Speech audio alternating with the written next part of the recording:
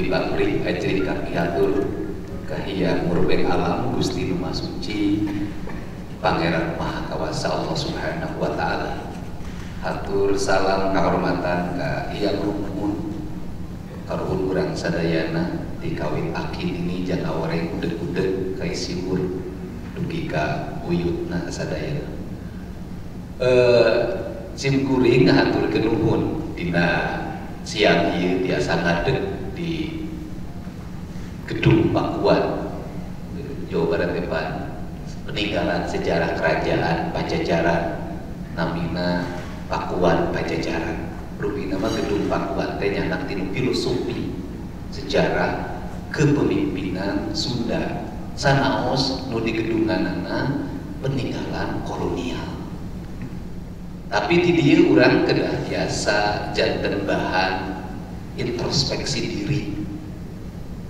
Ini harus bahasa Indonesia kan orang Cirebon biar ngerti. Ini harus menjadi bahan introspeksi kita sebagai aparatur negara, sebagai birokrat. Kenapa kolonial kok meninggalkan gedung-gedung indah? Kenapa kolonial meninggalkan sistem tata ruang yang sangat baik? Kenapa kolonial meninggalkan jalan-jalan yang kokoh? Kenapa kolonial meninggalkan jalur kereta api selain kokoh indah? Kenapa kita yang mengaku bangsa pribumi, yang mengaku mencintai Indonesia ini tidak meninggalkan apapun? Saya ini sebenarnya keterpanggilan saya berpolitik termasuk ikut dalam kontestasi gubernur selama 2 kali. Yang pertama nyalon wakil gubernur bareng Pak Deddy Mizwar, yang kedua nyalon gubernur. Itu satu sebuah panggilan jiwa di mana masyarakat Sunda itu masyarakat yang mayoritas di Indonesia dengan jumlah yang sangat besar populasinya. Tetapi kenapa sih di negeri ini seperti tidak dihitung? Kenapa juga pembangunannya tidak pernah menjadi cerita orang?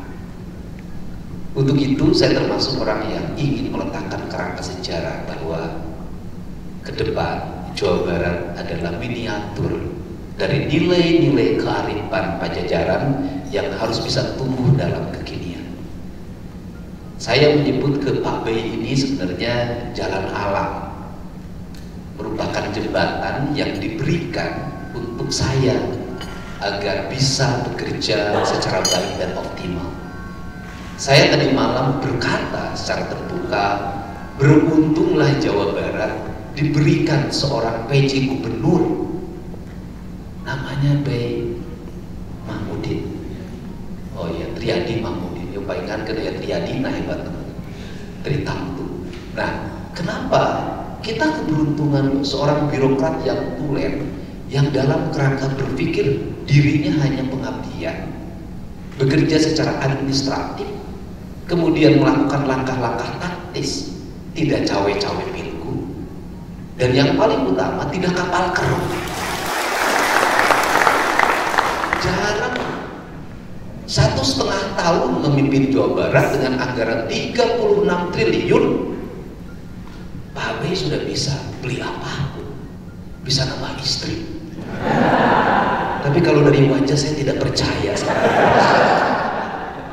Sehingga jangan bilang PJ. Saya begini aja, Pak Bey adalah gubernur ke-17, saya gubernur ke-17 itu angka 1 tambah 7 8 itu 18 1 tambah 9 menuju puncak kejayaan Tatar Sunda. Ini orang yang mengatakan, sehingga saya tidak merasa sebagai politisi menang 62,22% sombong ke Pak Bey. Itu saya mencetak isu kerek ditanya boga bekal tuh balik mau minta iuran ayah kene Pak dompet minum kene. Nah, saya ini diberi amanah oleh rakyat Jawa Barat untuk mewujudkan mimpinya. Mimpi apa? Satu, mimpi orang yang di desa-desa pengen punya punya jalan yang baik, akses transportasi publik yang memadai. Tidak boleh lagi orang pergi ke sekolah, seorang guru harus gelantungan di jembatan yang hampir roboh, jembatan gantung. Tidak boleh lagi anak Jawa Barat masuk ke sekolah, turun ke sungai, sepatunya diangkat ke atas, bajunya diangkat ke atas. Tidak boleh lagi di Jawa Barat ada rumah roboh, 140.000 rumah tidak teraliri listrik. Tidak boleh lagi di Jawa Barat ada warga yang kekurangan nutrisi, kekurangan gizi, kekurangan protein, kekurangan vitamin. Tidak boleh lagi di Jawa Barat ada orang yang sakit menuju rumah sakit ditanduk. Kenapa? Kita berkomitmen tentang Islam, kita umroh tiap tahun menggunakan honor dari tempat kerja kita, tapi orang lain menderita. Menurut saya belum tentu keislaman kita ini diterima. Dan kenapa saya tidak ngomong simbol-simbol keislaman itu? Kenapa? Sudahlah, beragama itu perlihatkanlah pengabdianmu secara ikhlas pada masyarakat. Kita boleh jujur, kita mengaku provinsi yang religius, tapi jujurlah. Nah, kita tidak mau jujur pada diri kita. Saya itu orang terbuka, ini loh kelemahan kami, ini kekurangan kami, ini yang harus segera diperbaiki. Dengan apa? Anggaran. Kita ini dulu benci sama Belanda. Kita benci sama Belanda karena Belanda itu dianggap mengeruk, menghisap sumber daya yang ada di Indonesia, dibawa ke Belanda. Tetapi seburuk-buruknya Belanda menghisap, peninggalannya bagus-bagus. Nah, pertanyaannya, kita berposisi di provinsi, menyerap anggaran berdasarkan pendapatan dari sektor pajak bagi hasil kendaraan bermotor. Dari mana? Bukan kita yang punya, Pak. Itu wilayahnya terhampar, kabupaten, kota, dan desa. Kita ini nggak punya wilayah.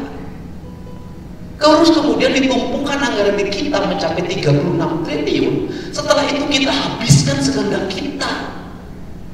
Saya katakan kita ini penjajah.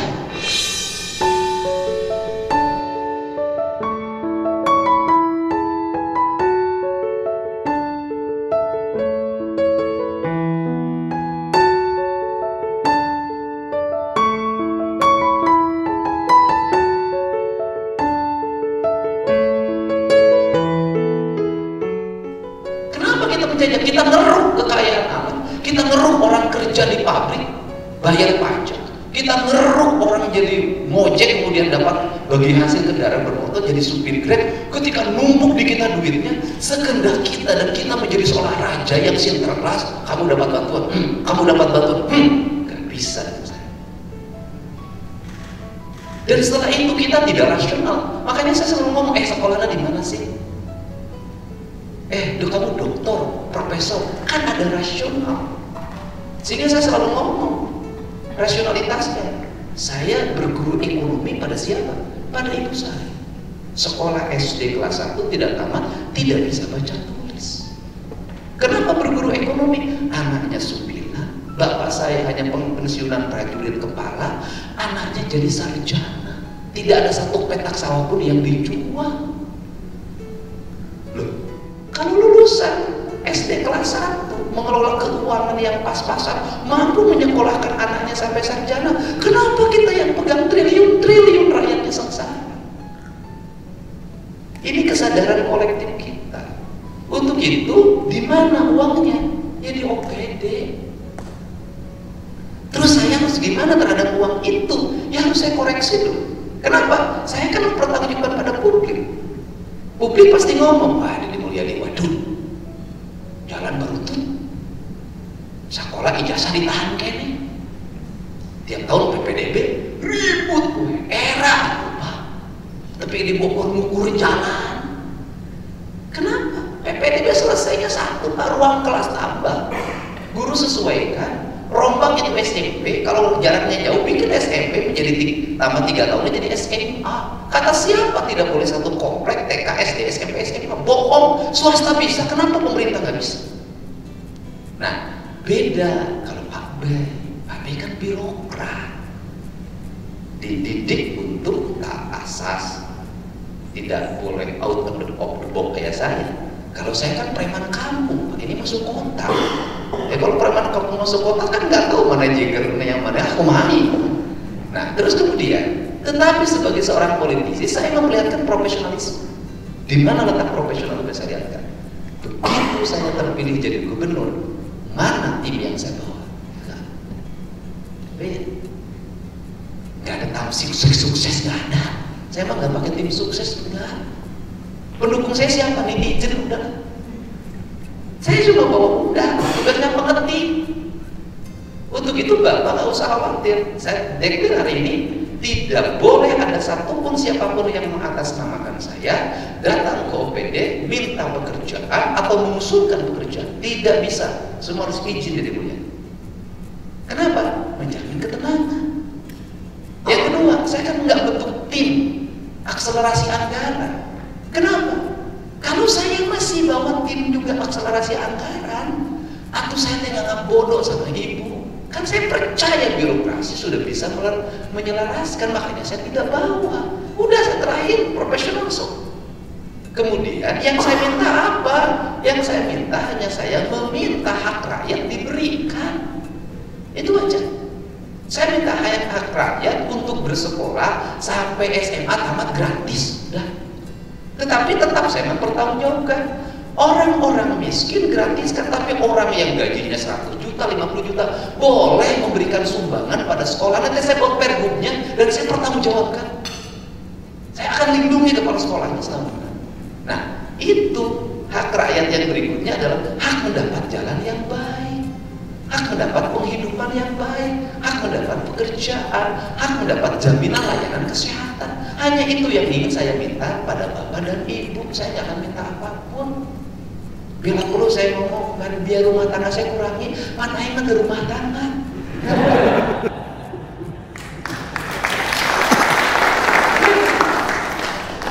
Bisa kurang dengan kelas, sok rumah tangga dan kurangnya. Ayo ke rumah tangga. Kamu tuh jangan istri, apa?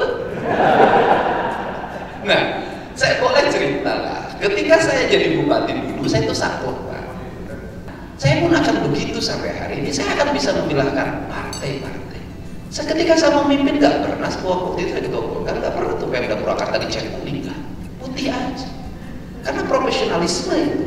Jadi saya bisa membedakan mana politik, mana profesional. Nah, untuk itu saya kesini itu bertemu hari ini. Saya tahu birokrat mah tahu, karakternya tahu. Saya nggak akan nyebutin ini orangnya Pak RK, ini orangnya Pak Ahmad Heriawan, mau nggak? Dan birokrat mah gawe enak gitu. Zaman Pak RK, Bapak halus. Zaman Pak RK, Bapak halus. Mungkin zaman Pak Boy halus. Yang zaman KDM halus dan birokrat. Birokrat mah beun ditahan. Nah, kemudian jenis dititah yang namanya kopi mah koma pesanan. Saya tidak akan menyalahin bapak ibu baheula itu lain. Itu makan baheula resep teh, masakan teh spaghetti, ya saya hormati. Ayeuna lain, ayeuna kareno. Spaghetti itu bisa ada harta sok utang. Jadi ya sudah, gayanya seperti ini, tidak birokratik, tidak perlu menghadap. Sampai sekarang saya nggak pakai ajudan saya itu bisa mobil. Saya ditanya Pak Didi Kuratan bagi dipangguakeun pantok, ayo cager jajan. Maunya pantok kok ayo dipangguakeun. Bung ayo. Salam tinggal di jalan setruk ranipu. Panggung ayo. Pangguakeun pantok beng jajan supaya ini kok ininya atau pilot kanannya. Saya berjalan syarat motorik saya cerdas. Dan kemudian mohon maaf ya saya gaptek, ngerti IT apa jagoan medsos, teu bisa nyenjepol WA ge teu. Saya itu out of the box, yang lahir dari pikiran. Makanya Dedi tiap pagi harus ngangkat telepon. Kenapa? Setiap bangun pagi jam 4, setengah 5 saya sudah jalan ke sawah, pasti telepon pagi-pagi. Ayeuna program nah iya tak asukeun kemana? Ayeuna itu ide-ide yang lahir original. Jadi kemarin saya nyusun misi-misi menang sorangan kegoleran di kasur. Jadi aing mah irit ke rumah tenaga ahli. Jadi udahlah, kan saya santai aja lah. WA jawab gitu kan. Tapi Deddy Mulyadi ngapa kasar aja lemah rusak di telepon hese. Dan saya itu biasa tidur pun handphonenya harus hidup. Nah, walaupun pengalaman ini banyak yang membuat kenakalan. Saya dulu staf saya ketika bupati jam 12 detik sok telepon kau berapa? Kau telepon kan atau abino? Tebet lima yang keluar. Tapi aja kan mana gaya aneh. Terus mending lamun gagah berakting. Di mana tema? Mau bupati menelpon. Apa teh yang mengepan kedeh mama? Dasar bupati mau nyamuk keayaan. Orang teh mana romantis di mana teh? Atuh pak pengambil so ahli mah yang sama mama. Nah si eta. Aing nyawa birokrat sok pinter sandiwara. Mantan seorang sok percaya kasar ini sok romantis saya ke pamajikan anak percaya. Nah untuk itu ya saya kemudian ya tugas kita ke depan apa ya udah koreksi saja. Kan harus rasional, kan semuanya untuk rakyat. Nah, karena semuanya untuk rakyat, maka saya buka lewat blog saya, lewat YouTube saya. Untuk apa? Untuk saya tidak usah bayar terlalu banyak dinas informasi komunikasi. Kayaknya kontrak mau gede, 10 miliar wah. Tahu saya. Nah, ke depan kita akan rasionalisasi. Kan kenapa? Karena udah Mulyadi kayak spiral. Kan gampang. BJB ayah kampanye kurang payu sok tinggalin. Tapi lumayan gratis. Bapak langsung terkenal. Nah, untuk itu ya kita ke depan ya mari kita bersama-sama membuat pengabdian karena ibadah terbesar sebagai pegawai negeri itu adalah mengelola keuangan ini agar bermanfaat bagi kepentingan masyarakat. Titik sudah. Ibadah ibu yang tertinggi adalah itu menurut saya. Nah, kemudian pasti ada kecemasan kan honor ngerti beri nanti usaha yang jadi eselon 2 teh yang nama penghasilan jujur aja yang nama penghasilan wah paling kurangan TPP mungkin lamun rasionalisasinya udah cukup tambahan kurang tapi teman saya banyak yang protes pak mungkin nonton dinaik ke TPP banyak kegiatan saya jenuh nah sama Pak APM terus ke pamajikan gitu loh ya tadi usul masuk pamajikan pertanyaannya langsung salah kira aku pamajikan lagi pamajikan nanti aku sah iya Pak jadi ini agar kita ketawa ya Pak B kurang derajat Pak B kurang seni Pak B itu jadi di Indonesia itu kadang-kadang kekerasan terhadap perempuan itu dominan. Iya di Bekasi ayah lagi pamajikan salingkuh digampungkan salah kita, pamajikan lu salingkuh. Ayahnya mah nggak usul kekerasan terhadap laki-laki. Nggak bisa pusing sekarang. Dan kemudian ini kalau ngomong mazhab, kita ini Indonesia ini paling repot tentang gender itu. Kenapa? Karena jenis kelamin mazhabnya kacau. Yang pernah sekolah luar negeri. Kalau di Amrik itu gender, itu perempuan tidak bisa dipaksa oleh laki-lakinya untuk tidur. Kenapa? Mereka punya perjanjian perkawinan. Uang laki-laki punya laki-laki, uang perempuan punya perempuan. Ketika makan bisa bayar masing-masing. Di Indonesia, duit laki lupa majikan, duit pamajikan lupa majikan. Di syariat itu kiri awak kamatulah nyiksa punten ya jangan selalu perempuan Indonesia itu gendernya nggak jelas kalau bah genang pakai barang ya kan kalau bah dititah kalau bah dipaksa aku laki kalau bah dipaksa aku salah kita pakai barang pakai barang para berrezeki pakai Islam itu kan orang dicopotan modal mazhab apa ya gitu puasa pas puasa gitu Muhammadiyah lebaran gitu MU kan gitu. Nah ini model itu tentunya modelnya beda kan kalau Pak Bey mengerti administratif semua dicatatkan. Saya antara mau buku Pak, antara mau laptop tuh bisa bukan lagi gitu. Makanya saya perlu orang yang telaten, bisa menulis dengan baik. Yang berikutnya nanti insya Allah saya mimpin tukang nulis pidato mulai gawe. Tapi gawe saya ngerekam mengetikkan aing. Aku sababna karena saya tidak mau jadi pemimpin pembohong Pak. Kenapa pemimpin pembohong? Sambutan Gubernur Jawa Barat padahal menangnya setahun gitu. Ngomong aing Pak. Nah gitu. Nah, ini bercandanya kalau Pak Iman birokrat. Itu menang salah gitu. Itu tiba resepan salah tes seprame. Kan lumayan jadi viral. Gitu. Jadi inilah untuk itu pertemuan hari ini saya tidak ngomong teknis ya. Nah, tetapi nanti saya jujur aja, anggaran akan saya sampaikan kepada publik. Ini loh sebelum saya pimpin dan ini sesudah, ini sebelum, ini sesudah. Biar publik nyaur, mas nyaur masyarakatnya. Kita lo banyak, dan lama-lama nanti mohon maaf ya, ini Pemprov Jabar dan pejabat-pejabatnya itu akan merasa dekat dengan rakyat, dan rakyat akan merasa bahwa Pemprov Jabar hadir di tengah-tengah mereka, dan itu penting. Dan ini nanti akan dibawa atmosfer ini ke kabupaten kota. Nah, sehingga fokus prinsip anggaran kita ini adalah fokus pada apa yang menjadi kewajiban provinsi. Itu dulu, provinsi lah. Selesaikan tugas kewajiban kita, apa yang menjadi kewajiban kita beresin. Ulah mikir kabar tuh hari kurang ribu.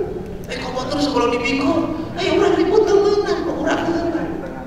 Dan semua akan disentralkan di anggaran provinsi Jawa Barat.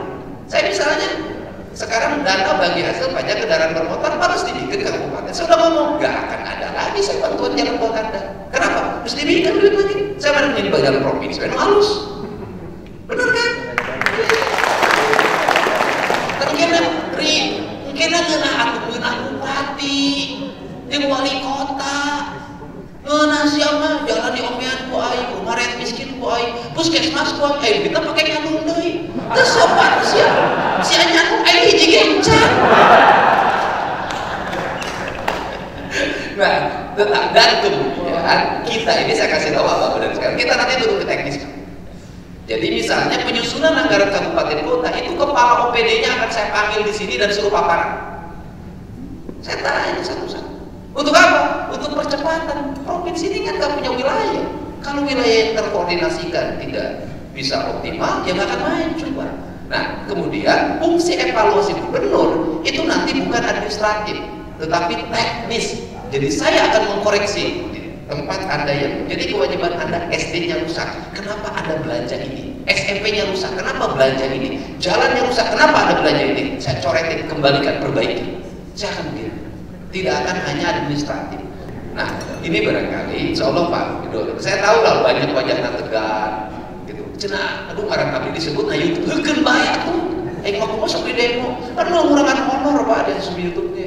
Nah, gitu lah. Ini corekan Pak. Kepala Satpol PP Provinsi Jawa Barat saya kecewa pada Anda. Aing teh, mobil paksis sih geruduk kumaha poe teh deuleuh siap. Tapi kan berkah langsung dilantik jadi PJ Bupati.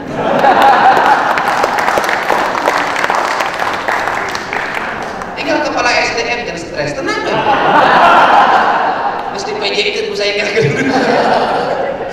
Udah tenang. Apal itu sorangan nih gitu kan.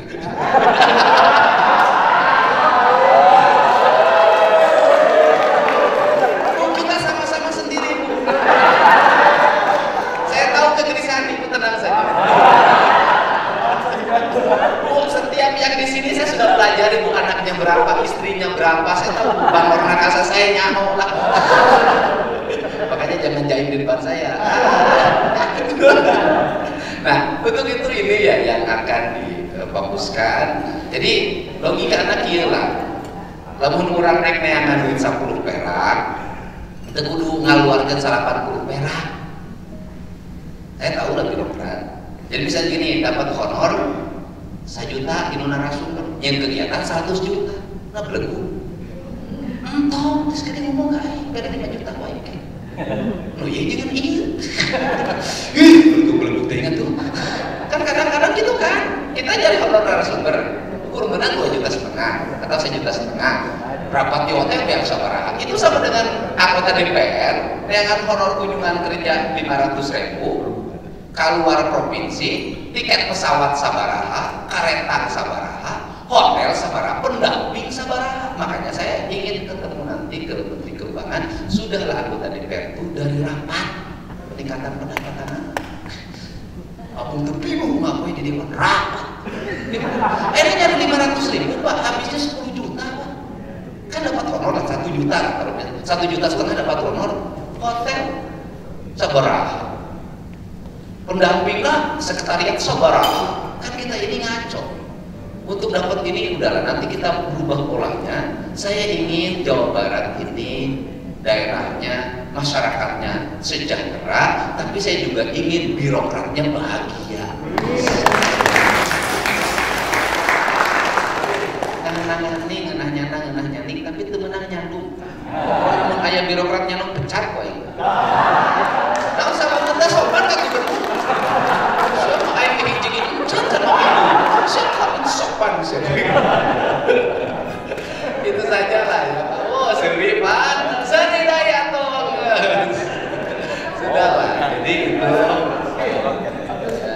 saya sampaikan, ucapkan terima kasih. Terimalah saya di sini menjadi pemimpin Anda semua. Anu resep dipimpin kukuringnya narima, anu teresep wayahna. Terus ditakdirkan jadi gubernur. Gitu. Jadi gayanya seperti ini. Insya Allah lah kita ingin membangun Jawa Barat lebih baik, dan kita juga ingin dong dipuji oleh banyak orang. Jawa Barat hebat. Jadi kunaon hebat sebab gubernur kan 18, guguru kan gubernur nu kan 17.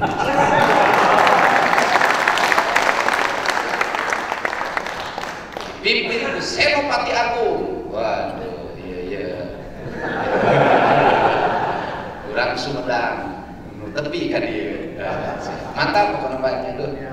Itu sajalah teman-teman. Mudah-mudahan kita semua semangat juga Jawa Barat istimewa. Wallahu a'lam. Assalamualaikum warahmatullahi wabarakatuh.